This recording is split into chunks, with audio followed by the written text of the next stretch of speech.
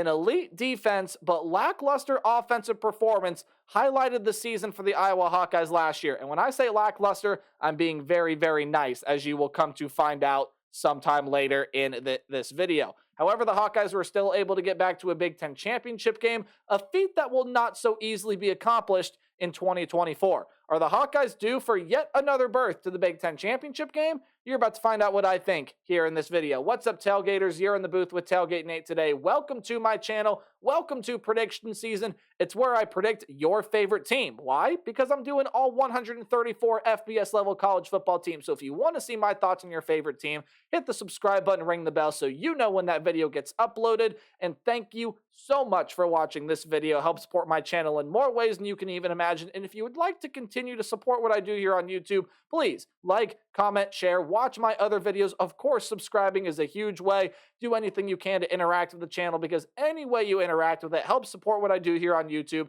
and I greatly appreciate all of your love and support. And with all that out of the way, let's talk about the Hawkeyes in 2024, your Big Ten runner-ups from last season. How do we do that?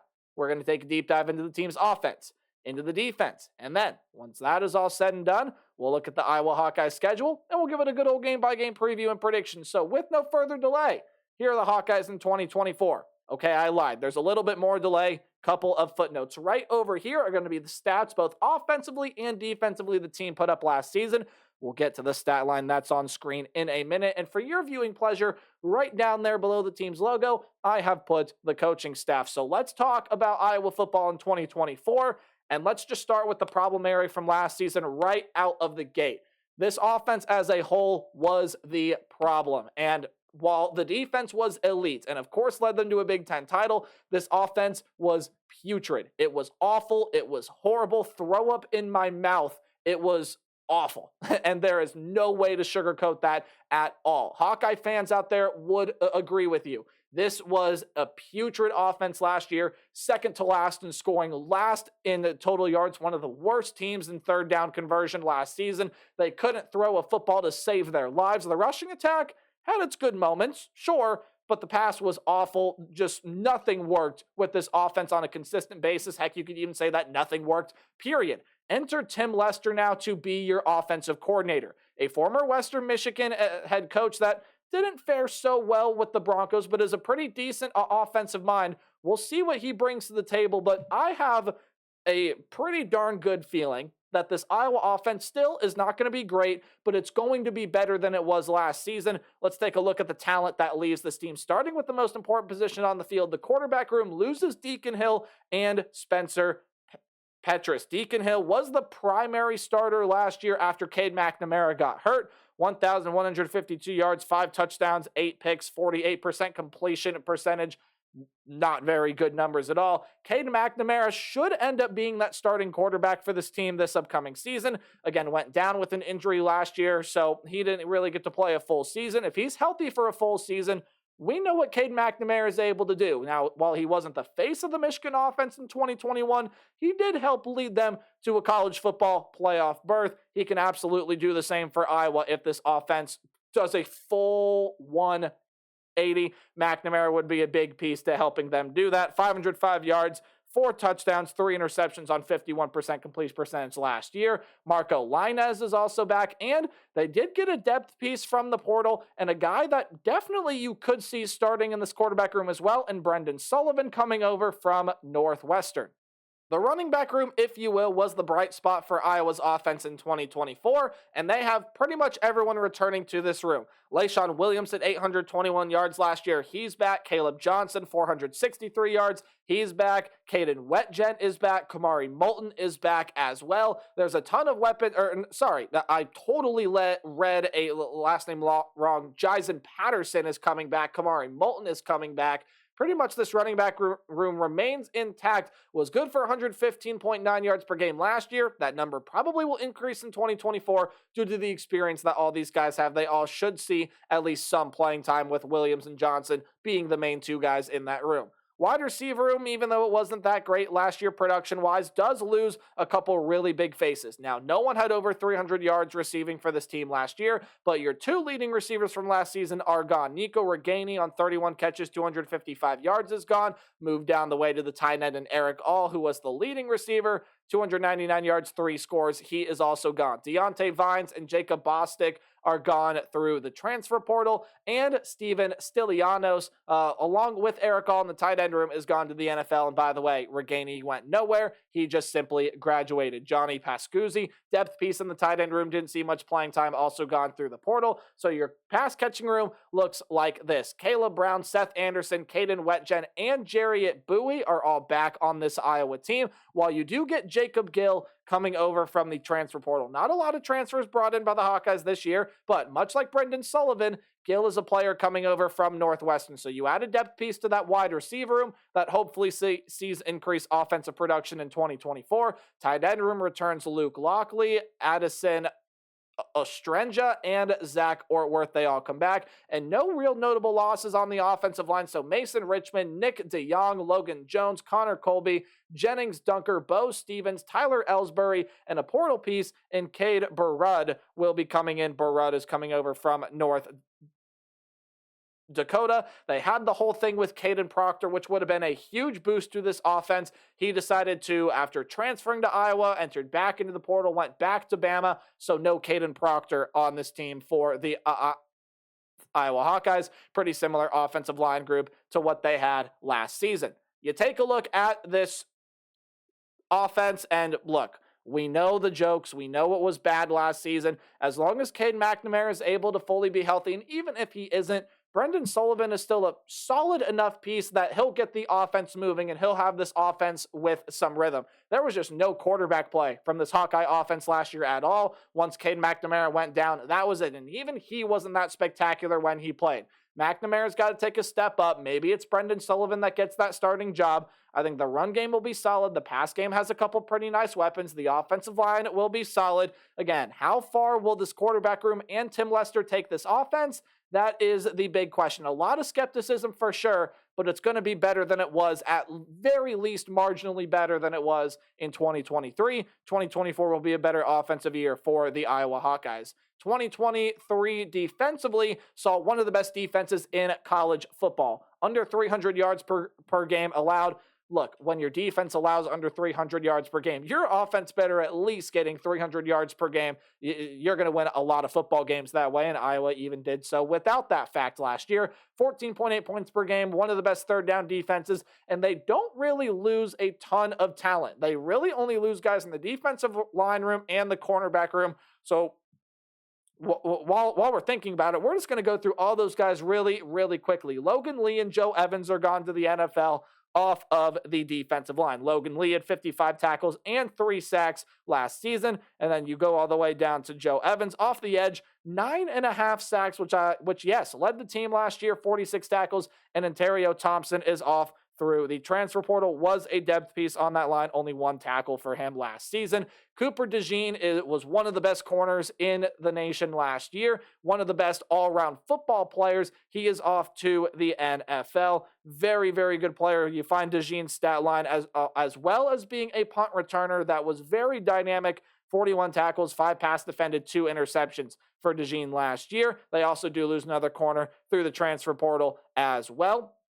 And before we get to special teams, let's look at what the Iowa defense does look like and does return here in 2024. Deontay Craig, Ethan Herkett, Yaya Black, Aaron Graves, Max Llewellyn, and Jeremiah Pittman are going to highlight the defensive line for the Hawkeyes in 2024. Craig, the leader among those, the leading tackler from the defensive line last season, besides that of Logan Lee, I should say the leading tackler, coming back. 54 of them for 3 sacks last season. Black had 3.5 sacks. Graves, 2.5 sacks. Llewellyn, 2.5 sacks. So some pretty good pass rushers come back here, and you got a lot of really good talent on this defensive line and in this linebacker room as well. Again, linebackers didn't lose anyone notable. Top 2 tacklers, they both come back. Jay Higgins had 171 tackles last year. The number's right down here, people. It's real. 2 sacks with 3 pass defended and an interception last season. Nick Jackson, also over 100 tackles, 110 of them, 4 sacks, 2 pass defended for him. You also do return a lot of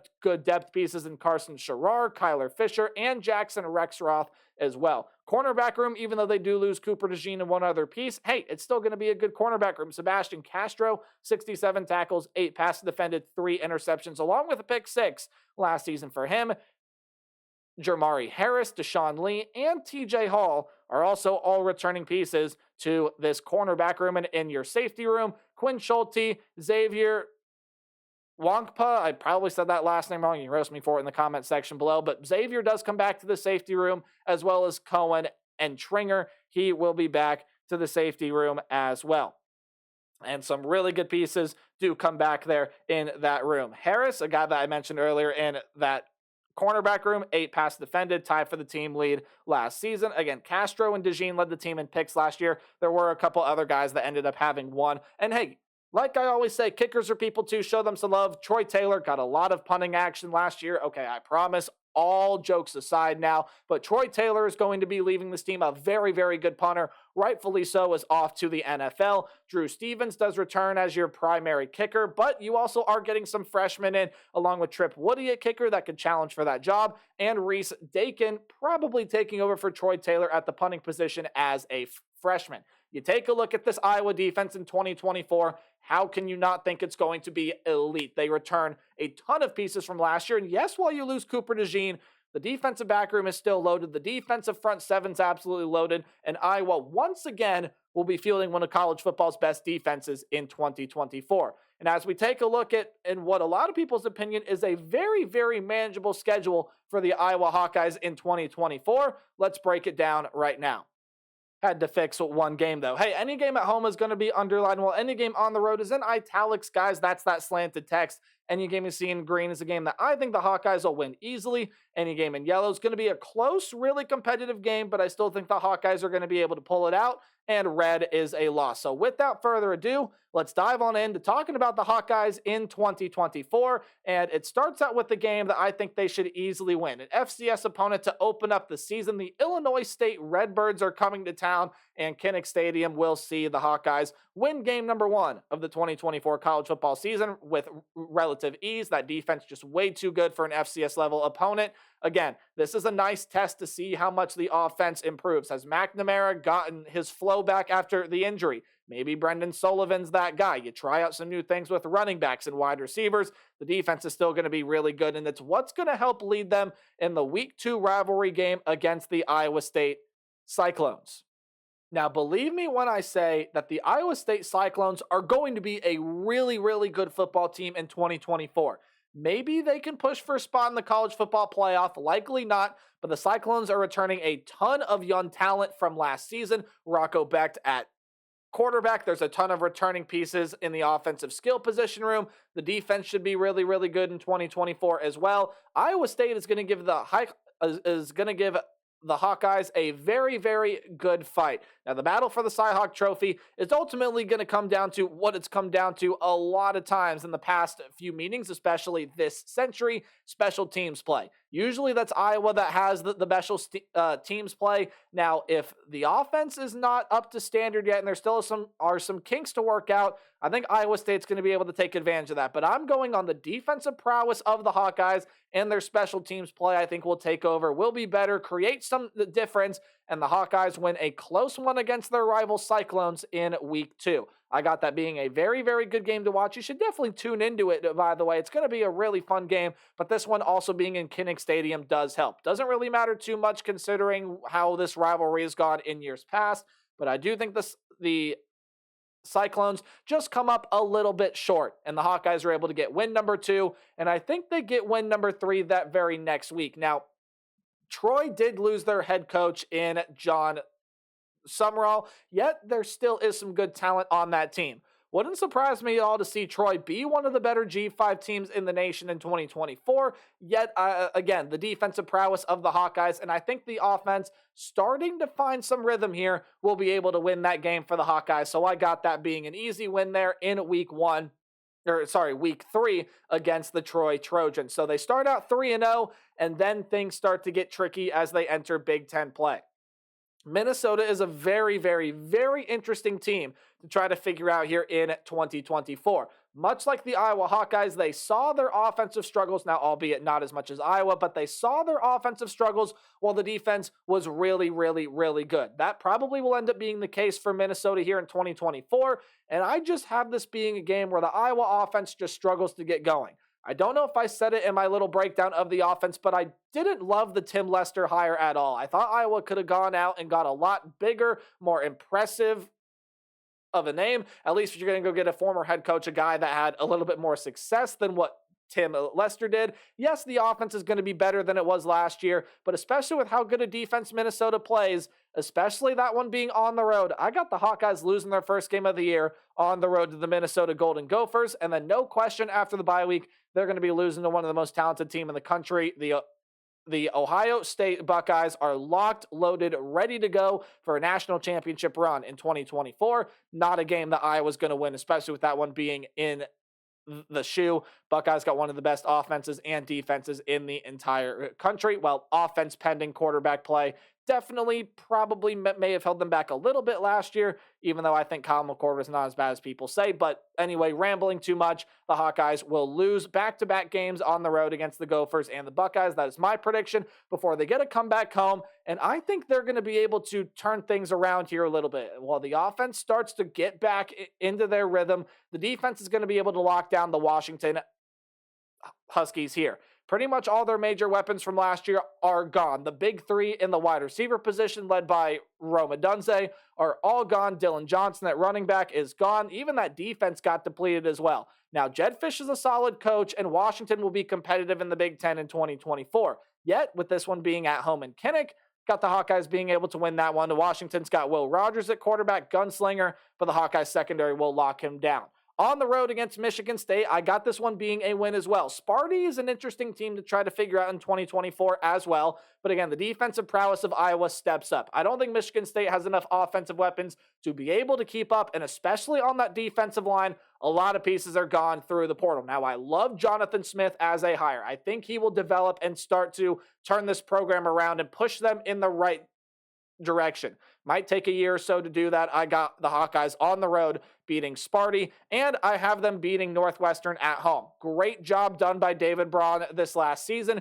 I don't know if Northwestern necessarily finishes with the same record they did last year, maybe even close to it. Just from a talent standpoint, there are a lot more talented teams in the Big Ten Conference than the Northwestern Wildcats. So I got the Hawkeyes winning that one before a Week 10 showdown with the Wisconsin Badgers. And Wisconsin is actually a team I like for 2024. Tyler Van Dyke is coming in, and ever since that first-year explosion at Miami where everyone was like, oh, Tyler Van Dyke is going to save Miami, he kind of disappointed the rest of the way through. A new offensive system is probably what he needs. He's going to find that with Luke Fickell's squad. The defense with Wisconsin returned some really good players and is still going to be really, really good. And I think Luke Fickell is going to get things figured out in the Big Ten Conference in 2024. I think Wisconsin's a team that's ready to compete really, really well in the conference this year. And I got them going on the road and pulling off a win against the Iowa Hawkeyes in Kinnick Stadium. Again, Tyler Van Dyke in the right offensive system, I think, is going to work well, and I see it being to the Iowa Hawkeyes here. Wisconsin's going to beat the Hawkeyes to hand Iowa their third loss of the season, but I think the Hawkeyes win out from here on the road against UCLA. Yes, it is a Friday night. This is a spot they could lose, but UCLA is a team I'm just not loving entering 2024. A lot of coaching turmoil. Lynn is gone. Kelly is gone. Dante Moore at quarterback is gone, and just not a lot of things I feel comfortable with for USC, so Iowa wins that game on the road. After their second and last bye week, they'll beat Maryland on the road. Defensive issues are the name of the game with the Maryland Terrapins, and they lose a ton of offensive talent as well. Iowa's defense will be able to take over before the game against Nebraska Cornhuskers. Now, I've already spoiled my prediction for this one, so I'll flash it on screen here. But you cannot count out Nebraska this year. With how manageable that schedule is, Nebraska is a team that can prove to be a double-digit win team. Now, obviously, a lot would have to happen, but they have a really good defensive roster, one of the best defensive staffs in the entire country, and Dylan Raiola is a star. Wouldn't surprise me if Nebraska won this game, but I think with the crowd at Kinnick Stadium, especially this one now being a night game, I do think that the Hawkeyes are going to be able to survive this one against their rival in the Cornhuskers to push the Hawkeyes to 9-3. With how good the conference is going to be, good enough to get to a Big Ten championship game? Probably not. But with the schedule as manageable as this, Ohio State's probably the one game you're looking on here and thinking, okay, they're not going to win. They can win every single other game. And who knows? Maybe Iowa's back in a Big Ten title game. That's my thoughts on the Hawkeyes. Let me know yours in the comments section below. And next up are the Louisville Cardinals. Remember to play hard, but tailgate harder. And I'll see all you guys in the next video. Goodbye.